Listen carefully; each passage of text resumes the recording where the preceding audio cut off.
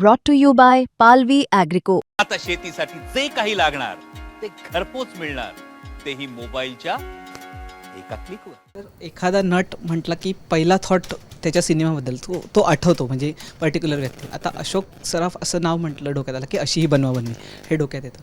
हा सिनेमा बनवण्यामागची कहाणी खूप वेगळी. म्हणजे सचिन सरांनी स्वतः सांगितलेली की तुमचा एक मोठा अपघात झाला होता आणि मग त्याच्यानंतर जो पहिला बनवलेला सिनेमा होता त्यांनी तो अशी ही बनवाबनवी होता. मला या सिनेमापेक्षा पण सचिन सरांबद्दल विचार आहे, कारण की त्यांच्या प्रत्येक एक वाक्य हे आज ट्रोल केलं जातं आहे सोशल मीडियावरती. कलाकार म्हणून एक त्याची बाजू वेगळी असते, त्याचा थॉट प्रोसेस वेगळी असते.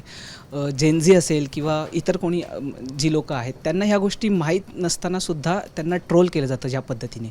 तुम्ही त्यांना अगदी जवळून ओळखता, त्यांच्यासोबत इतके वर्ष काम केलं, इतके वर्ष मैत्री केली.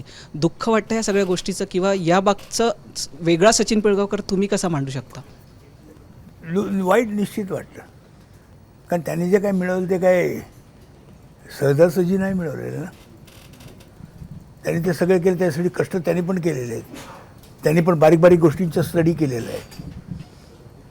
व यंग एकदम असताना एकदम डायरेक्ट फिल्म डायरेक्ट केली त्यांनी. थोडंसं ज्ञान नुसतं इकडं बघून बघून त्याच्यासाठी त्यांनी असिस्टंटशिप पण केलेली आहे. तो म्युझिक पण त्याला पण ज्ञान आहे. एडिटिंग उत्तम करतो तो स्वतः करू शकतो एडिटिंग. हे सगळे प्रकार तो स्वतः शिकलेला आहे. ट्रोल करण्यानं तो काय बोलतो याच्यावर झाले सगळे चालतात.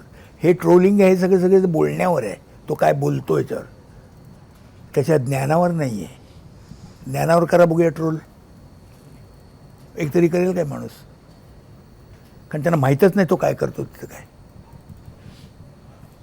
आता विचित्र वाटण्यासारखं कधीतरी असतं ते, म्हणून काय एक छंदच झालेला आहे तो एक ट्रोल करणं. पण तेवढं काय नाही, नंतर मग ते विसरून जातात सगळं, किंवा शोधतच असतात काही जण कुठे सापडतोय.